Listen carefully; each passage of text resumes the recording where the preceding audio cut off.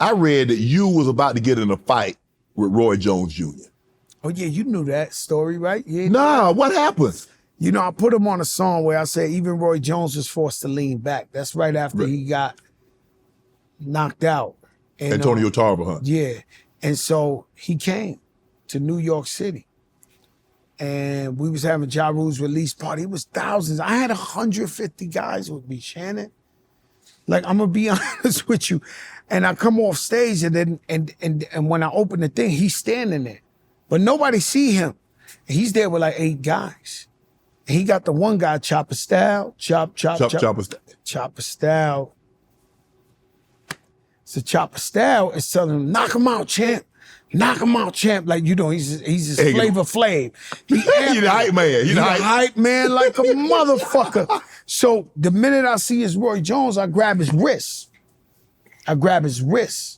You know, and I'm up on him. I actually got my feet on his feet. You know, I know how to fight, but he was gonna knock me out. He's the champ. Yeah. But I know how to fight. So I grab his wrist so he don't boom, bing real quick. Yeah. And then my weight is on his feet.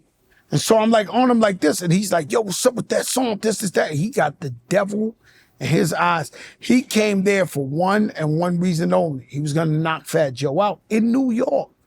Right? That wouldn't end well for him. No, it wouldn't. No, it wouldn't. Right?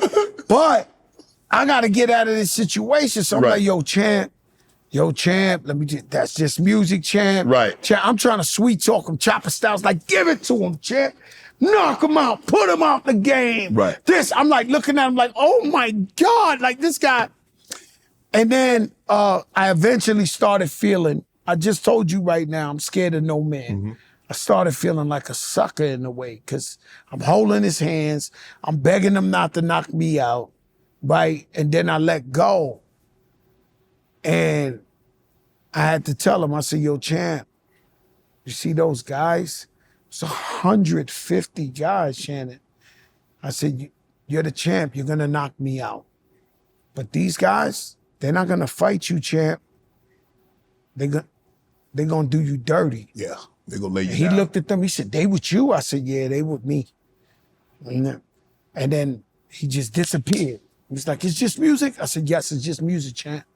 And he disappeared. And when he disappeared, they all ran up. Yo, that was Roy Jones? I was like, nah, he's good. Nah. What's up? I was like, nah. Woo, at that moment, I was praying for Roy Jones, huh? Yeah. I was like, Jesus Christ, I hope these guys, you know, and the next day we got on the phone, it was me, him, and Jay Prince. And Jay Prince told him, like, yo, you bugging out. Like, you went to New York. And then he was like, and then we squashed it. I seen him like a week later. It was Super Bowl, Jacksonville. Mm-hmm. And we drank together. We hung out. You know what I'm saying? We had a great time. I love Roy Jones.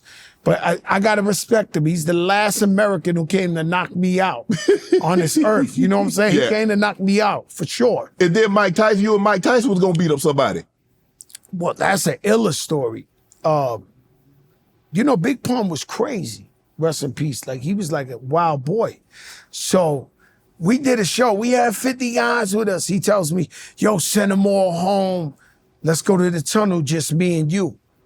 Now, the Tunnel was a club in New York where you couldn't be in there if you wasn't dangerous. Right. This was 2 bullet minimum, huh? Yeah, okay. 2 bullet minimum. And it was the wildest spot New York had ever seen, right? Their bouncers make you look like a baby. These guys would jump off the roof like these was Transformers, right? Right. Ninja Turtles. So we get there and they tell him, Pun, this is Pun at his prime. He's sold 2 million records. They tell him he got to take his boots off. Now, I just told you Pun was like 580 pounds. Right. He couldn't really take his boots off like that. So he was like, nah. But in there, people used to sneak in knives and guns and they shit. So they was like, nah, you got to take it off. So it's like 10 security. So Pun is arguing with this one dude. Then it turns to 2 dudes. Then it turns to 3 dudes. Then it turns to 4 dudes. And I'm arguing back with them too. So I'm with Pun like, so they say something to him. I'm like, fuck you. And Pun's saying, fuck your mother. Like, it's just nasty work. So I grabbed, because I'm always realistic. I grabbed Pun at one time and I said, yo, Pun, you know we getting our ass whooped in here. Like, these motherfuckers was huge. He said, yo, we got straps in the car. I said, we ain't getting to the car, pun. Like, these guys is big motherfuckers, right? So Pun was like, fuck you, suck my, he wanted it, right? So I'm like, all right, fuck him. I know how to catch an ass whip. You know, you got to give a guy credit for knowing how to take your ass whip. Right. You know, staying with your man and get your ass whipped. That's another level. Oh yeah. Like to get your ass whipped with your man, that's honorable thing. Right. So I'm like, okay, we getting fucked up, right? So we just gonna talk all the shit we want. So now out of the 10, it's like 8 of them. Right. And out of nowhere you hear a voice like, yo, Pun, yo, Joe, fuck these niggas. We turn around. It's Iron Mike Tyson. This is like 2 a.m. with the fucking kufi on. He had a suit on and he starts taking off his Gucci loafers. Fuck these niggas. We'll fuck them up, Pun. This, that. Boom. Next thing you know, Mike Tyson, the main one that started, Mike Tyson starts chasing him around the car, trying to fuck him up barefoot. And the security looks at me, Joe, stop him. Joe, stop him. They didn't want them hands with that. Mike Tyson might have came out of jail 1 week. Yeah. Like this was him fresh out of jail. Right out of Indiana. With the kufi Muslim Mike Tyson. Man, that shit was crazy. You surprised Ashante and Nelly at a baby shower.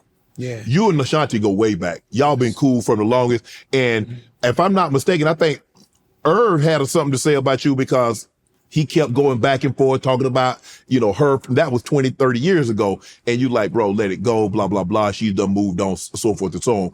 What has Ashanti meant to Joe? Man, she's been there for me, bro, for over 20-something years. Irv been there for me too. So, you know, looking back at the story, I think I should have just not went on Instagram and called him like a brother on the phone and just been like, yo, my man, you wilding out. Right. But with that, Irv got his, you know, he is who he is and he thinks of the world a different way than I do. I said sorry to him a million times and his family. His family loves me. I hang out with his brothers and sisters all the time, his nieces.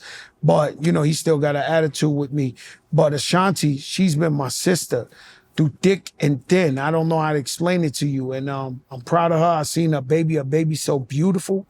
Her baby he might be the most beautiful baby in the world. I swear to God, he got hair. Wait till they show the baby. Right. The Nelly Ashanti baby is a movie. This he look like Muhammad Ali, beautiful. Head full of hair. Huh? Oh, this baby's amazing. And so I'm proud of her. Her family, she's always been a sister. Same with Remy. That's my sister. I got them both to the day I die. You know what I'm saying? That and that's just that. I love them both as my sisters, and I'm going to hold them down to the day I die. Want to join Club Shay Shay? Become an official member by hitting that subscribe button, where you never know who's going to be joining us for drinks and conversation. Don't be late to the party because you know we like to do something before 2 something.